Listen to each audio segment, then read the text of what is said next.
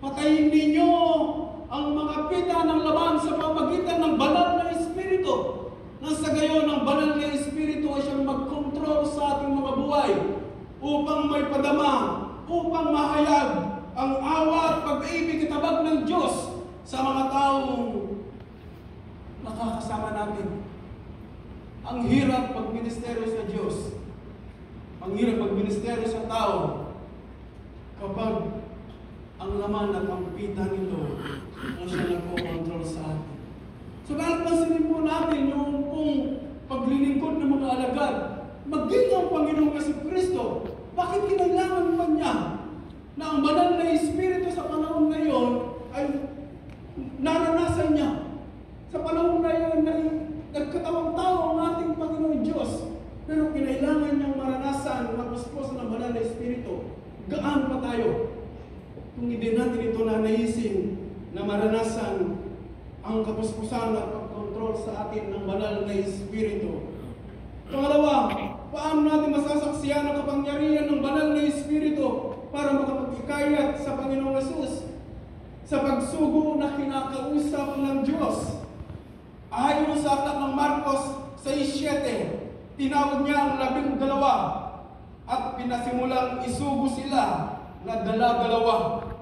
Sila'y binigyan niya ng kapangyarihan laban sa mga masamang espiritu. Tinawag, kinausap, isinugo. 21 days of prayer. Hindi po dala-dalawa ang kinakausap ng Diyos sa atin sa panahon na ito at sa oras na ito. Isang buong congregation na dumadalo dito sa 21 days of prayer. Amen. Gaano na ang pag-ayon ng buong kongregasyon na ito kung tayo po ay aayaw? Napakaraming mga tao ay lalapit sa ating Panginoon Diyos. Ganon din si Felipe na tawagin na kinausap siya ng banal na Espiritu para sa isang Ethiopian eunuch. Sabayan mo ang eunuch niyon. Si Pedro, si Cornelio. Si Cornelio, kinausap siya ng Diyos sa pamagitan ng isang pangitay. Si Pedro at si Haring Agripa, lahat ng iyan ay patungkol sa pangungusap ng Diyos sa kanila. Habang kinakausap tayo ng Diyos ngayon, sa oras mismo ito, kinakausap na rin ng Diyos ang mga taong ninanais niyang maligtas. Kinakausap tayo ng ating Panginoon upang isugo para ang mga taong kinakausap niya ngayon ay mga sumpong ng kaligtasan. Lahat ng kinakausap ng Diyos kailangan ay mapuntahan ng mga isinugo ng Diyos. Tayo po yun. Habang kinakausap tayo, at hindi pwedeng hindi ka kasama na kinakausap ng Diyos ngayon. Habang naririnig mo ang mga talatang ito, o mensahe ng Diyos, o maging ang kilos ng banal na Espiritu, dahil saan kinakausap ka ng Diyos. Hindi pwedeng itanggi na hindi ka kabilang na isusuko ng Diyos para mag-ikayat ng tao. Lahat tayo kinakausap ng Diyos. Kinakausap tayo ng ating Panginoon Diyos sa panahon na ito. Kinakausap niya rin ang ating mga pamilya. Habang kinakausap ka ng Panginoon ng Diyos sa kumakausap sa ating pamilya ngayon, hindi mo man kasama ngayon, ang Diyos ay siyang kumakausap sa kanila. Kagaya ni Agripa, kagaya ni Cornelio, kagaya ng isang eunuch, kinausap sila ng Diyos at kinakausap sila. Habang kinakausap tayo ng ating Panginoon Diyos ngayon, kinakausap niya ang ating kaklasmate, mga mag-aaral. Yung kaklasmate mo, yung kaklase mo, matagal na siyang nag-aantay sa'yo. Kinakausap niya rin yung ating ka-worksmate, yung katrabaho natin. Nakakalungkot nga lang. Mabibigla ka baka kasama mo siyang sumasamba na minsan na hindi mo kinausap para sa Panginoon. Kung nabigla ka, mas mabibigla siya. Kung nakita kang sumasamba at nasabi sa kanyang sarili, born again pala ito, bakit hindi man lang ako kinausap? Para para sa Panginoon. Church, lahat ay kikilos ang Panginoon para kumatagpo ng mga tao. Bagayon nga rin po ang pagsumba-sumba. Kinakausap ng Diyos gayon. Naalala niyo po ba tayo po ay naglagay ng mga tao sa ating pupunto, sa ating pananalangin? Maaring iyan ay katrabaho mo.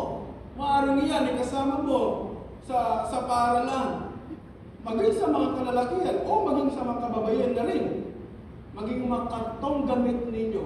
Ano po yung kartong kainuman? Kinakausap din sila ng Panginoon. Kung meron po kayong ibinigay na pangalan at ito ang dati kong kainuman, kinakausap sila ng Panginoon. Maging yung mga kababaihan sa oras na ito, ka-testmate po ninyo. Sino sila? Kamarites po ninyo kung wala kang ginagawa. Kinakausap sila ng Panginoon. Inaantay lang nila ang ating pong Panginoong Yesus na bigkasin sa kanila. Ito ang pinakamabigat. Yung ka-warmate ninyo. Sino sila? Yung kaaway ninyo. Oo, hindi natin sila inaaway, pero inaaway tayo, kinakausap sila ng Panginoon para sila ay maligtas. Usual po, nakuna na tayong kinausap ng Diyos. Dahil noon, inaaway natin ng Diyos. Hindi natin siya batid. Hindi natin siya inanayos na maranasan sa ating buhay. Lahat ng mga yan, kayang iligtas ng ating Panginoon Diyos sa pamagitan ng mga isinusubo niya sa oras na ito. Tayo po yun. Pangatlo, paano masasaksiyan ang kapangyarihan ng banal na Espiritu para makapag-ikayat sa Panginoong Yesus sa paggamit na kinakasiyan ng Diyos? Sa aklat ng Marcos chapter 13 verse 11, kapag kayo dinatid nila upang litisin, huwag kayong mababahala kung ano ang sasabihin. Sa oras na iyon, sasabihin ninyo ang dapat ninyong sabihin, sapagkat hindi kayo ang magsasalita. Ang inyong sasabihin ay manggagaling sa Espiritu Santo. Sa mga panahon na ito, kadalasan, nagkakaroon tayo ng 2, 4 na pagkaalinlangan upang paggamit sa Diyos. Isa ng mga dahilan natin ay napakababaw. Hindi ako marunong magbahagi ng salita ng Diyos. Hindi ako marunong, hindi ako maalam sa mga talata. Wala niyo po ba? Kapag ikaw ay ginamit ng Panginoon para sa kanyang ministeryo, kasabay noon ang kaloob ng banal na Espiritu ay kinikilos upang makasaksi sa gawa ng himala sa pamagitan ng pagkasi sa ating mga buhay. Ang banal na Espiritu mismo, kapag tayo ay ginamit ng Diyos sa kanyang ministeryo, siya na yung magbibigay sa atin ng mga kaloob. Kaloob na magagamit natin sa ating ministeryo. Kaloob na gagamitin ka kung saan ka gagamitin ng ating Panginoon. Kagaya ni Pedro at Juan sa harapan ng Sanhedrin. Saan nanggaling ang karunungan ng mga taong ito? Sila yung mga ordinaryong mga mamamayan o mga taong nakilala nila. Karunungan na galing sa banal na Espiritu dahil kinailangan yun ni na Pedro at Juan. Napakaraming kaloob ng Diyos na nais na ibigay sa atin upang magamit natin sa ating paglilingkod sa ating Panginoon Diyos upang makapagkikayat sa ating Panginoon Jesus. Meron isang talata dito sa ating pong kapulungan na pwede nating isipin kung ito ay nangyayari pa sa oras na ito. Yun ay yung kaloob ng pagpapagaling ayon sa aklat po ng Santiago 5:14 hanggang 15. Kung kayo may sakit, ipatawag ninyo ang mga iglesia upang ipanalangin kayo at pahilan ng langis sa pangalan ng Panginoon. Pagagalingin ng Diyos ang may sakit dala dahil sa panalangin may pananampalataya. Palalakasin siya muli ng Panginoon at patatawarin ang kanyang mga kasalanan. Itong talatang ito, gaano na po ito naging totoo sa ating mga buhay bilang mga mananampalataya? Sa pamagitan na ang Diyos ay gagamitin niya ang pagpapagaling, ang kaloob ng pagpapagaling. Subalit magagamit yan kapag po tayo ay handang magpagamit sa Diyos. Hindi ko makakalimutan ang talatang ito nang nasaksiyan namin kung paano kumilos ang Diyos, ang banal na Espiritu na pagalingin ng isang tao na malubha ang kanyang karamdaman. Sa mga panahon na yon,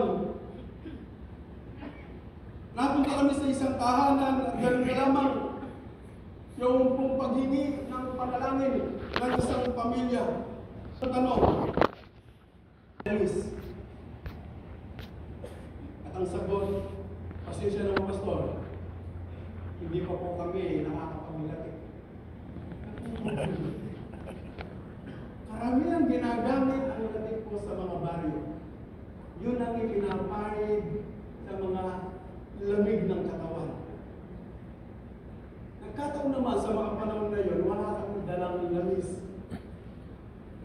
Meron po ba kayong pasensya na po? Wala po kasi hindi pa po kami nakapamilati. Ano ang meron dyan? Naalala ng isang nanay. Meron po ako dito. Okay lang po ba? Kung okay lang, kung hindi naman po, okay lang.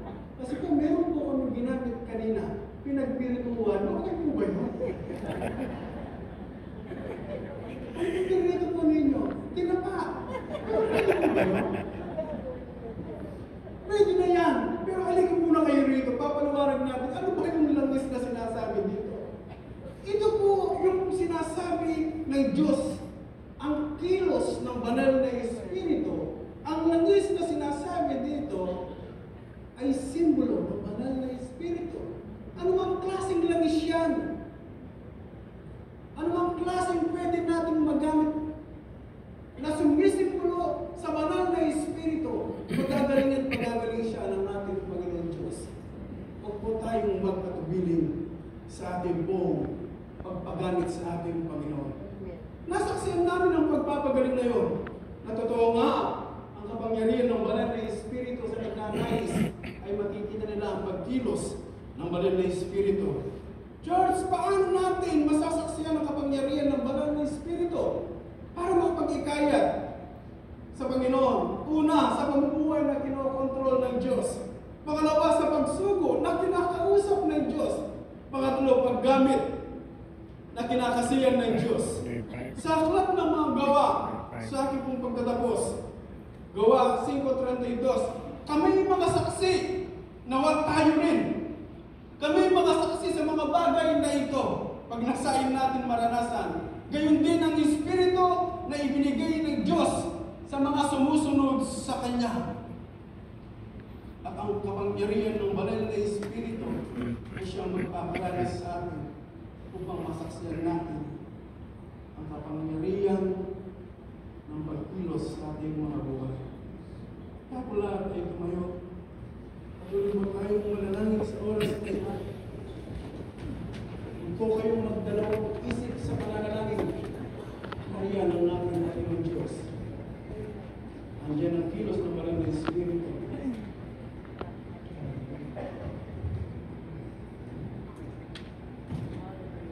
So, oras kong ito, tayo magpapasalamat sa Diyos sa mga panalangin kanyang tinubula.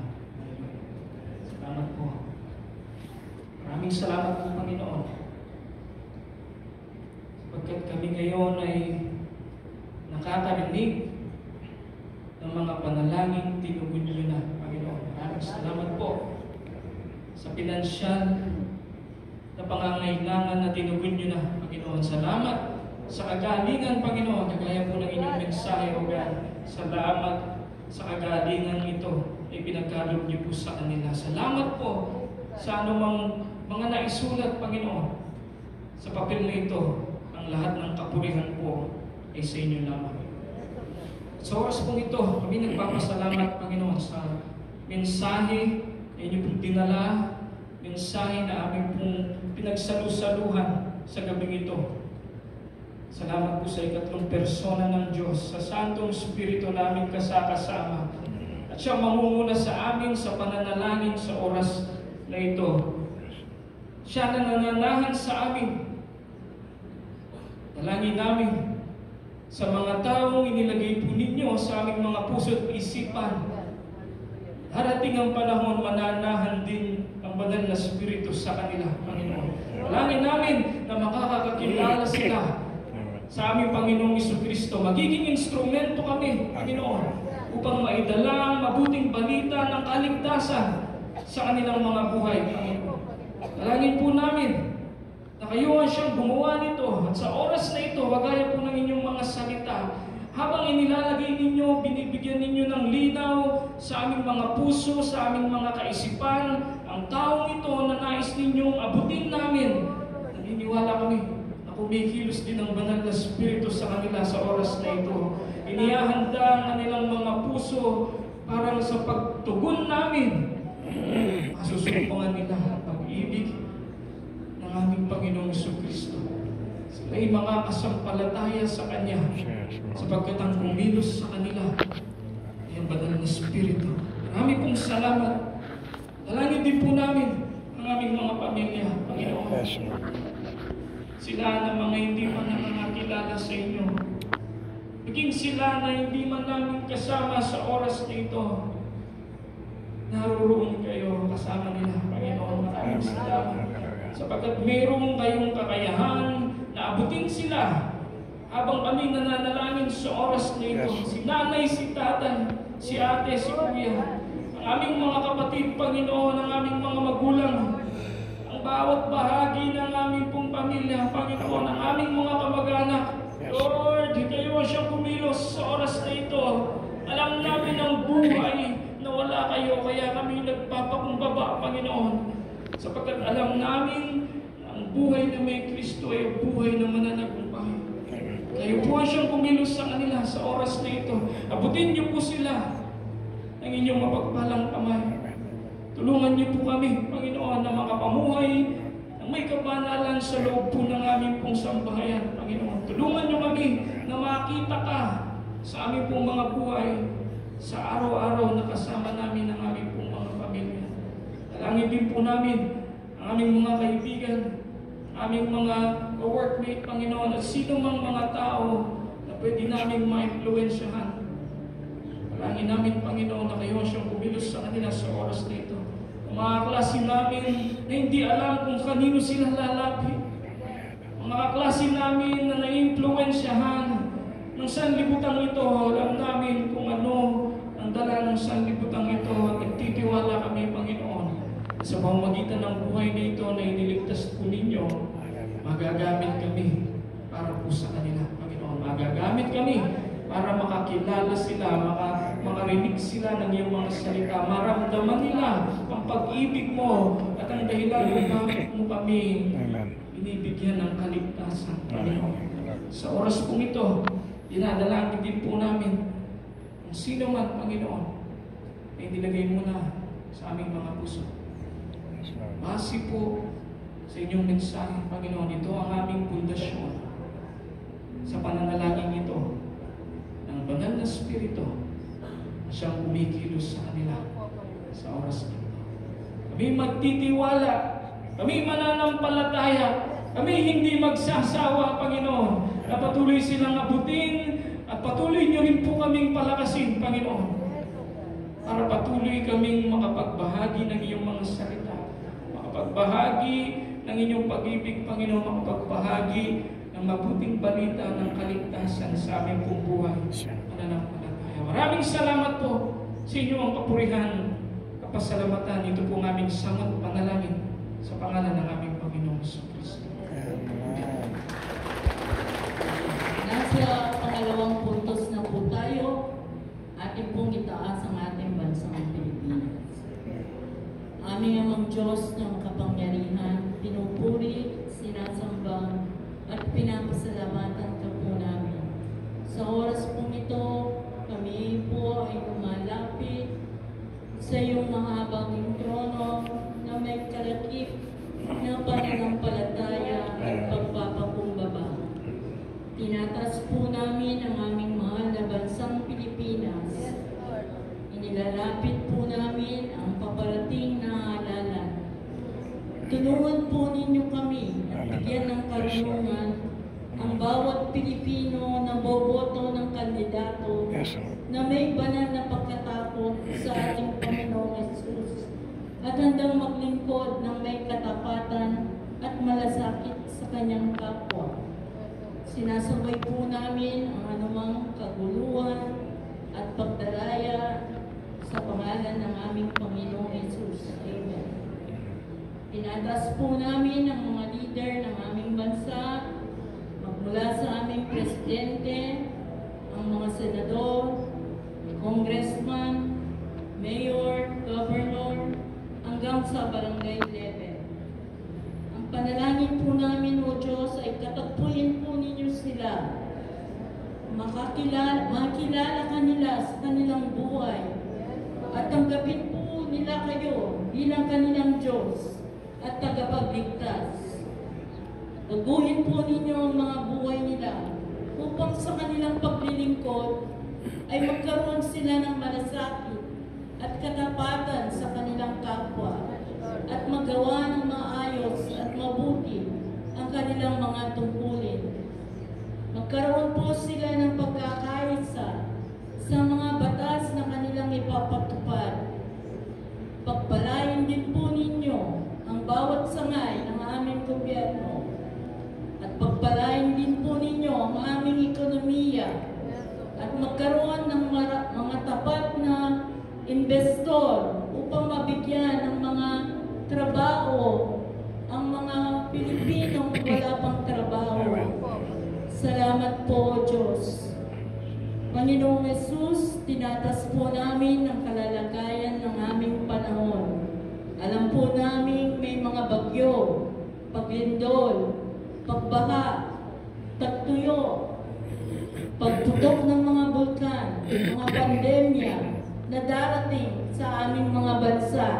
Dahil ito po ay nakatala na sa iyong mga salita.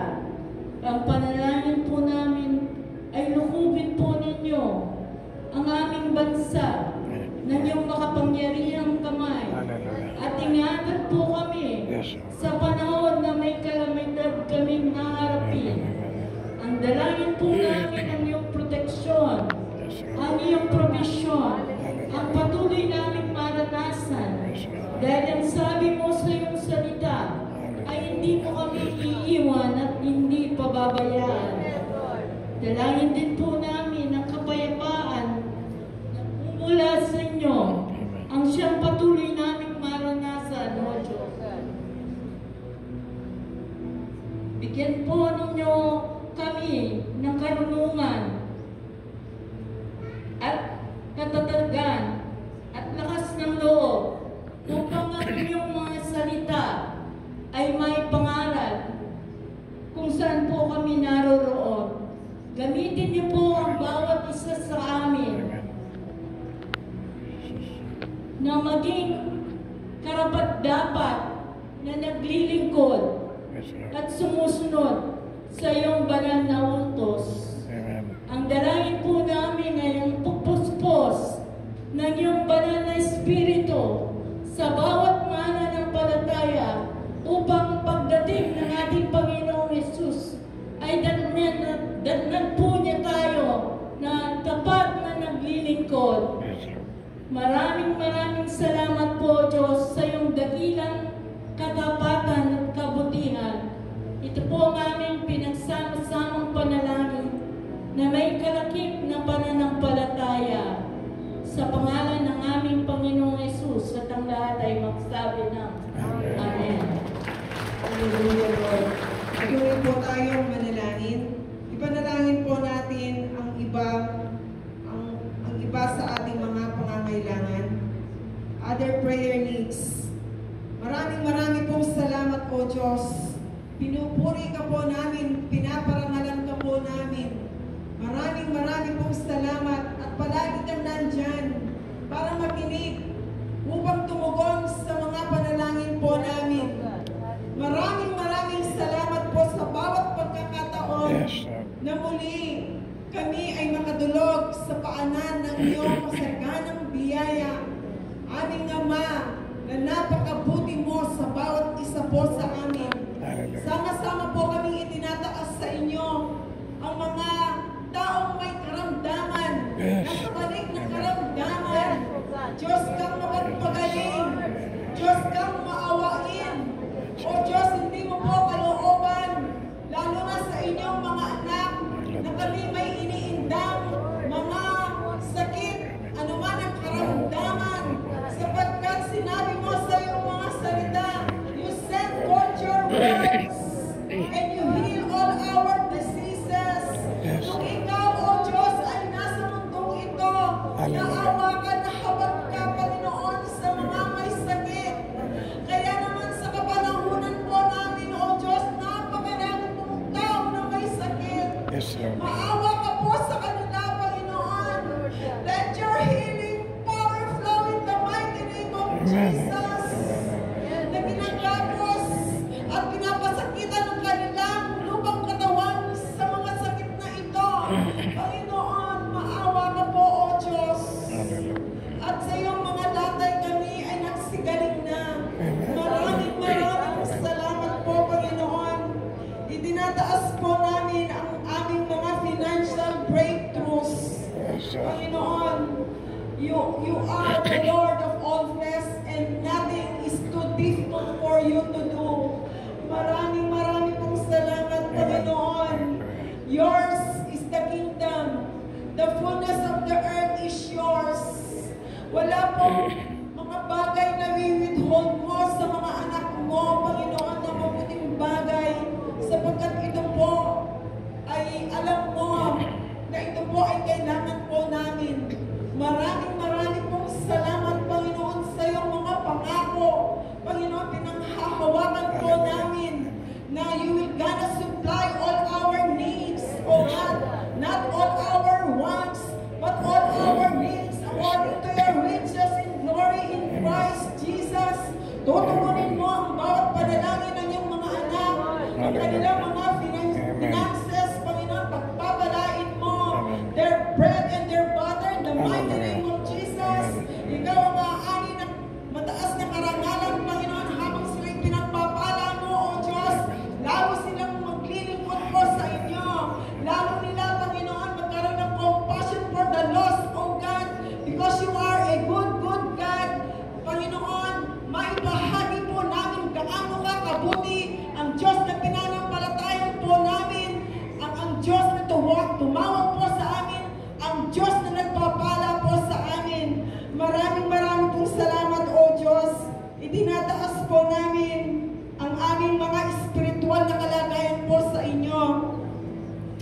Panginoon, ang pagpuspos ng banal ng Espiritu sa kapanahunan po namin ay mas kailangan po namin sa mga panahunan po namin ito, O Diyos. Hayaan mo makaranas ng spiritual breakthrough and revival, Panginoon, sa iglesyang ito in the mighty name of Jesus. May pahayag ng may kalayaan ang iyong mga banal mong salita, Panginoon. Magkaroon kami ng masigasig, Panginoon, na lalong kasigasigan sa pananalangin. Hindi kami bibitaw sa kakapanalangin ng kakapanalangin, Panginoon. For the prayer of the righteous availeth much in the mighty name of Jesus. Maraming pong salamat. Itinataas po namin, Panginoon, ang lahat ng aming mga personal prayer, O Diyos. Mga kapatid, tayo po ay malaya na sambitin ang bawat panalangin po namin sa ating Panginoon. Andito po siya, nakikinig at handang ipagkaloob ang panalangin ninyo, Panginoon. Salamat po, O Diyos, according to your will, O God. Narito ang iyong mga anak, sinasambit sa inyo ang bawat kanilang mga prayer request, O Diyos. Maraming pong salamat, O Diyos, na ikaw ang nakakaalam kung ano yung mga lahat ng aming mga kahilingan po sa inyo.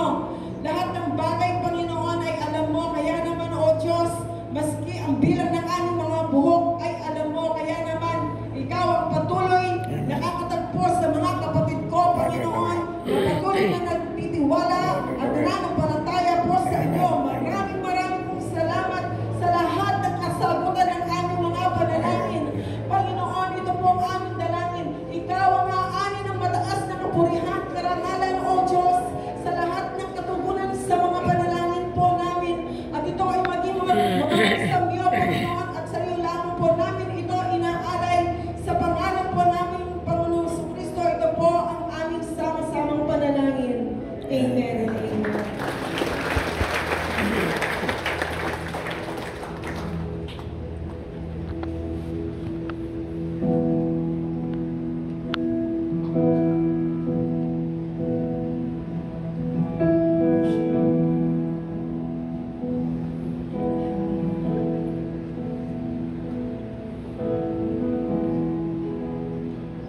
This is the air I breathe.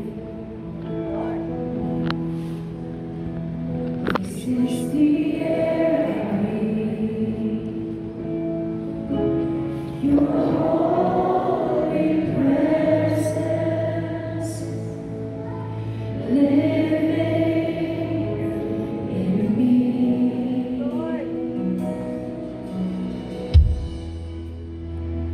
This is my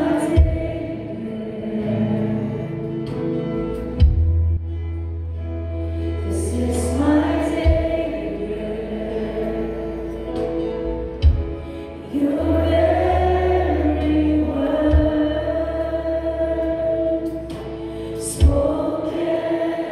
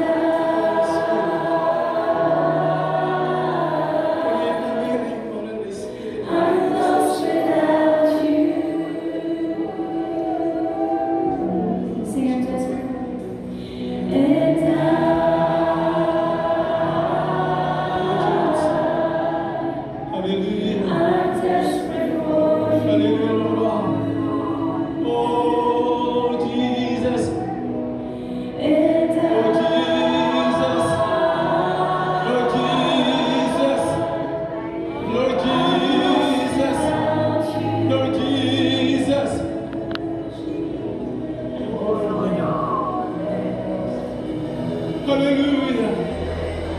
Hallelujah, Lord God. Hallelujah, Lord Jesus. Oh, aming Panginoon.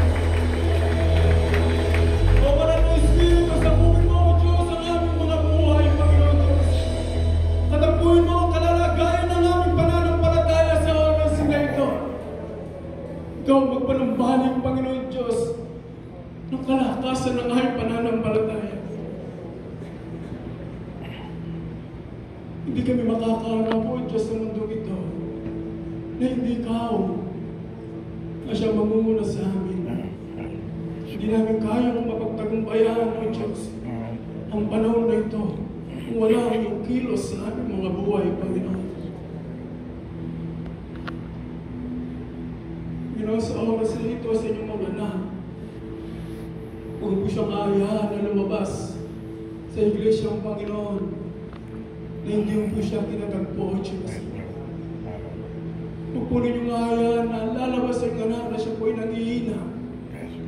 Huwag po silalabas mo siya sa iglesyang ito, O Diyos, na may panibagong sigla at lakas sa kanyang buhay pananampalataya. Aayon siya, Panginoon Diyos, na mayroong panibagong katatagan sa kanya pong pananampalataya. Puruin mo ng kahabagan ng bawat isa sa amin. Bigyan mo kami ng bigatin sa mga taong nilalapit namin sa inyo, O Diyos. Bigyan mo kami, O Diyos, ng pagkakataon lagi, O Diyos, na ang buhay na ito ay magdaluyan kami ng kaligtasan. Una para sa aming mga pamilya. Panginoon, sa oras na ito, O Diyos, kayo po ang pinakamahalaga na kasama namin. Ang iyong presensya sa buhay na ito. Kayo ay siyang nagbibigay sa amin ng panibagong sigla sa aming buhay pananampalataya. Yes. Hallelujah. Iunat po ninyo, O Diyos, ay mapagpalang kamay sa aming lahat. Yes. Wala po kayong lalampasan, Panginoon. Amen. Mula sa mga magulang na nandito, O Diyos, sa mga kabataan kasama po namin, maging ang mga bata, Panginoon, ang kapuspusan ng banal na Espiritu na siyang aming tatanggapin Amen. Hallelujah. sa gabi na ito. Amen. Amen. Amen. Thank you, Jesus. Salamat sa iyong babag. Thank you, Jesus. Pag-ibig sa amin. Hindi na kami hayaan, O Diyos, na mamina. Yes, Lord. Patuloy po ninyo kaming palalakas. Amen. Patuloy po ninyo kaming encourage, O Diyos. Pagkabi po namin ang pagpapala ng Panginoon. Hallelujah. Sa ngalan ng Ama ng Anak at ng Banal na Espiritu. Kaya po natin magsabi na,